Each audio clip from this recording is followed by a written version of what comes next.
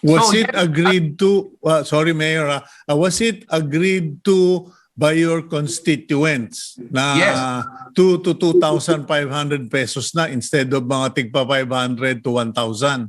like any other ordinance city, Sito, we have public hearings prior to that. And pinag-aralan po ito ng malalim, transport groups in our areas were invited. And when it comes to the execution and implementation po, hindi naman po private supplier nag-implement po ito eh.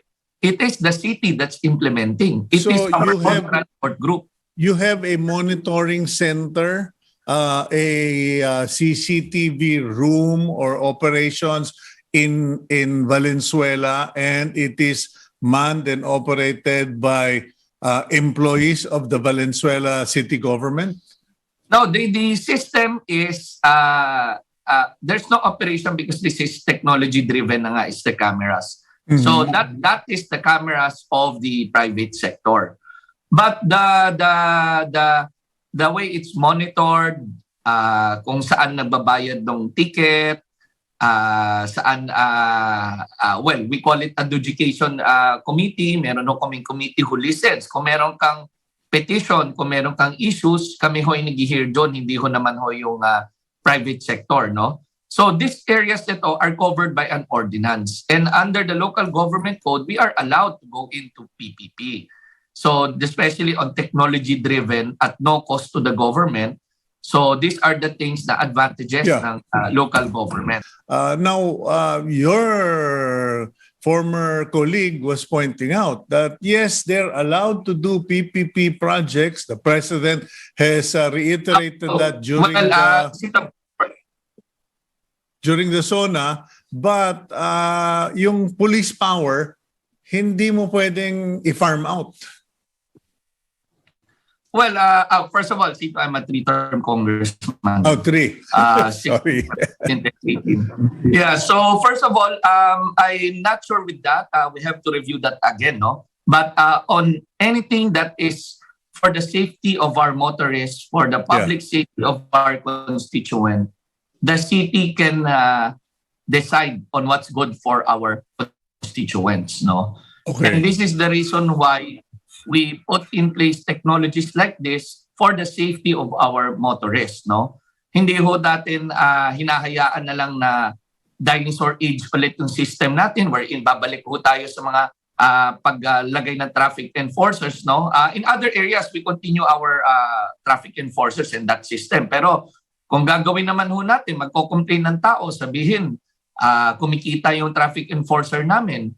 Maraming kadalasan po, verbally and physically abuse ang mga traffic enforcers namin. So the LGU has the right to find solutions. Okay. And technology-driven solutions like NCAP is what we found na for the safety of our motorists. So, yeah, I think the debate, Mayor Wes, has not been about NCAP per se, but primarily on two issues. Number one is the prices of the fines and violations.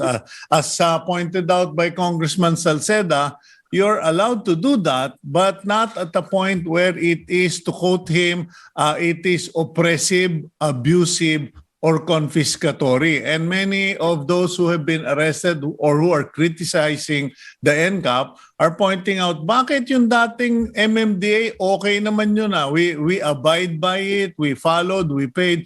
Pero itong system na ito, I think you are charging equivalent to 5 days minimum salary.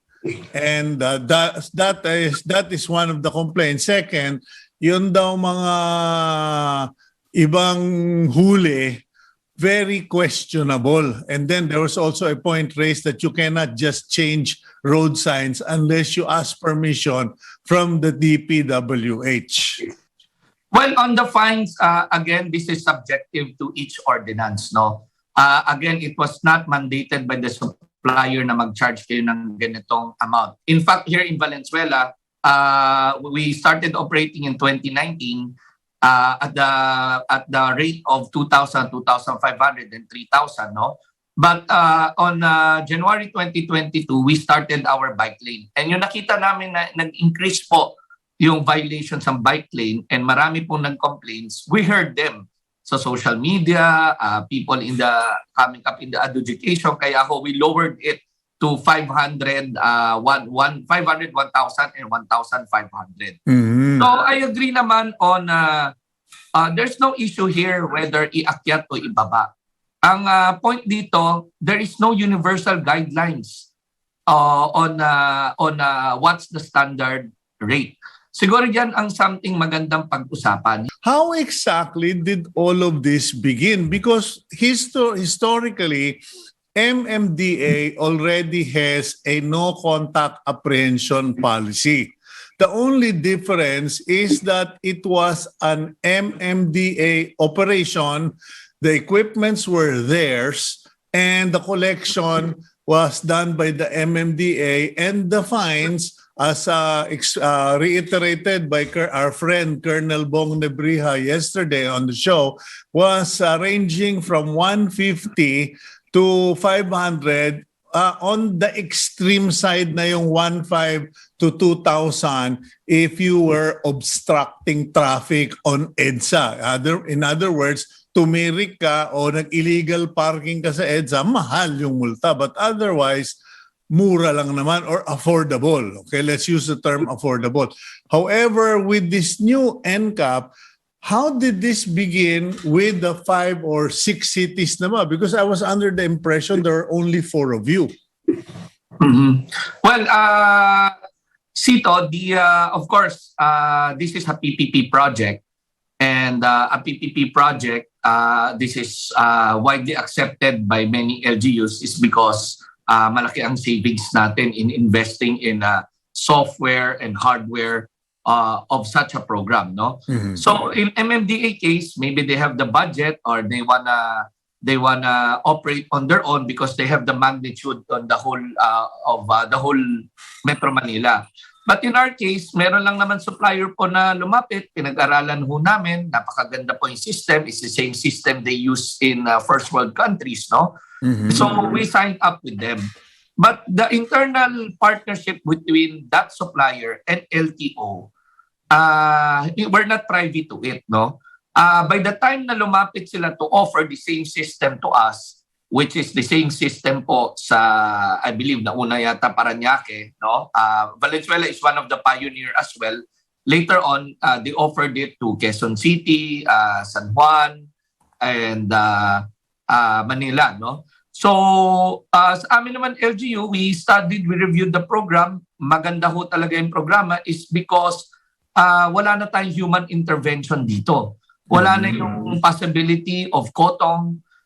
Ito, technology-based evidence wherein you will see the picture itself, you will see the video itself, and it will be sent to you in most time 1 week, no, to your registered address.